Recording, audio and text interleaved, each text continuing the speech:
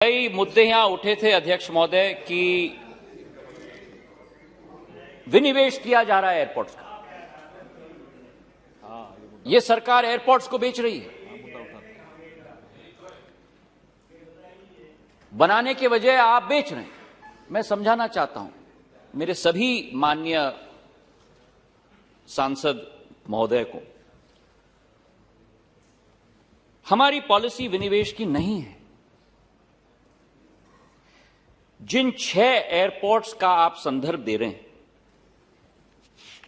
वो 6 एयरपोर्ट्स विनिवेश या प्राइवेटाइजेशन के आधार पर निजी कंपनियों को नहीं दी गई है।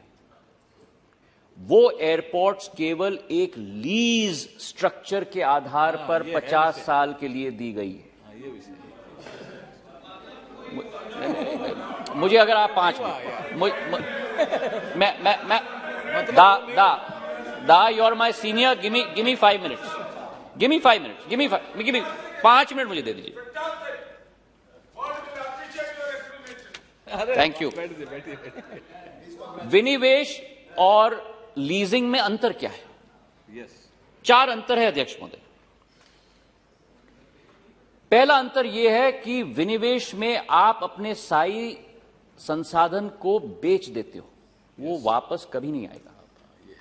लीजिंग स्ट्रक्चर में जैसे आप अपने घर को लीज करते हो, आप अपने ऑफिस स्पेस को लीज करते हो, किराए पे आप कुछ वर्षों के लिए देते हो। Point number 1। पॉइंट नंबर 2,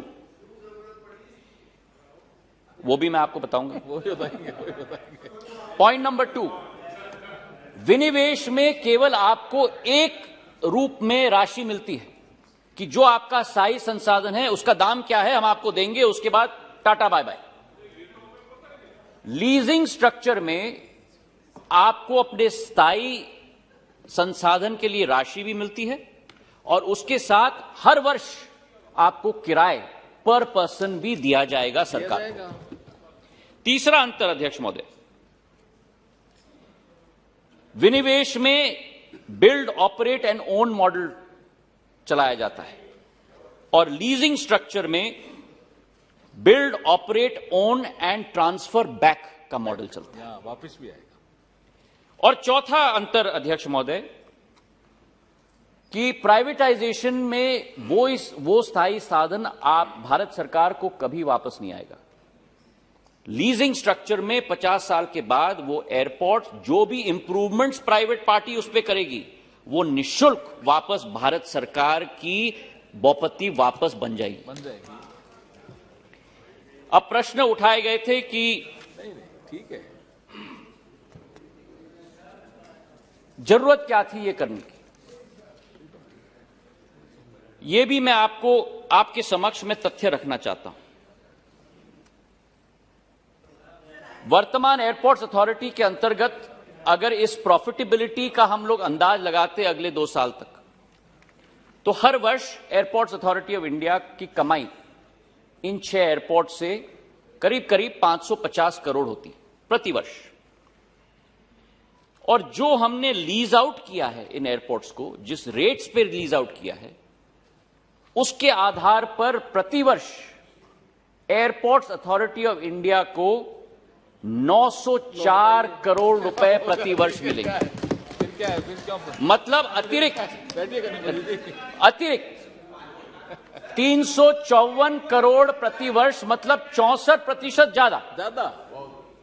और इसके अतिरिक्त जो मैंने निवेदन किया था आपसे कि आज इन 6 एयरपोर्ट्स के लिए भारत सरकार को और एयरपोर्ट्स अथॉरिटी ऑफ इंडिया को 2300 करोड़ रुपए जो राशि लगाई गई थी, उस 2300 करोड़ रुपए के बजाय आज भारत सरकार को 2322 करोड़ रुपए भारत सरकार के बैंक अकाउंट में ऑलरेडी पहुंच चुका है।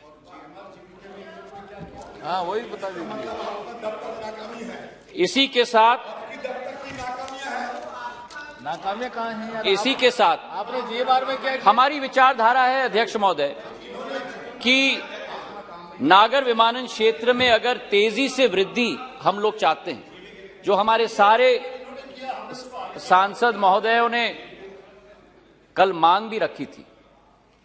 हमारी विचारधारा है कि जो राशि इस लीजिंग आउट स्ट्रक्चर के आधार पर मिलेगी, वही राशि हर एक राज्य के एयरपोर्ट्स में निवेश एयरपोर्ट्स अथॉरिटी के द्वारा किया है काम।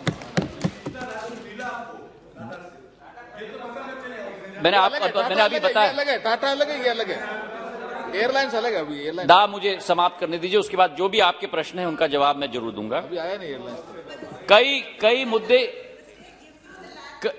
कई मुद्दे उठाए गए थे अध्यक्ष महोदय, कई मुद्दे उठाए गए थे विनिवेश के आधार पर कि ये सरकार विनिवेश की स्ट्रैटेजी पे चल रही है,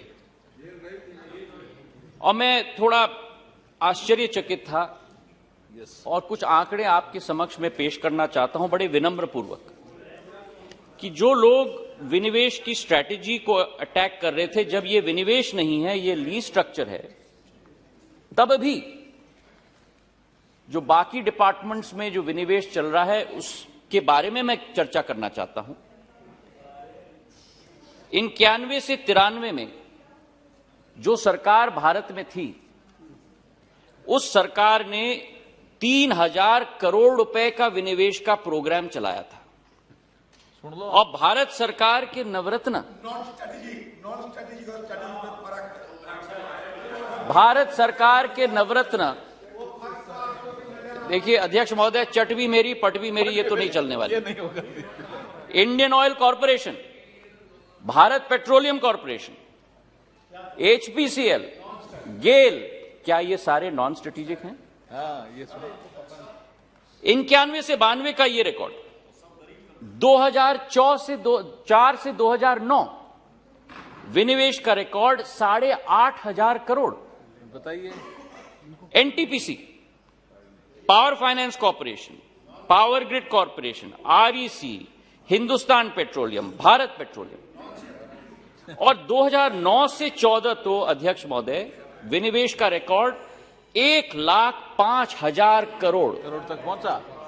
कोल India, NMDC, Oil India, Rashtriya Chemical Fertilizers, Nalco, SAIL, ITDC, MMTC, NFL, STC, Engineers India, Indian Oil Corporation, National Hydro Electric Power Corporation, Power Grid, BHEL, NHPC. मैं तो इतना ही निवेदन करना चाहता हूं अध्यक्ष महोदय, बड़े विनम्र पूर्वक, मेरे संसद के साथी शशि थरूर जी ने कहा था, और शायद ठीक कहा था, और मैं भी सहमत हूं, quote unquote, hope wisdom prevails. अध्यक्ष महोदय, हमारी विचारधारा है कि आ गया एक अग्रिम पंक्ति के आधार पर हम लोगों को देश में अधोसंरचना भी निर्मित करना होगा एयरपोर्ट्स के क्षेत्र में।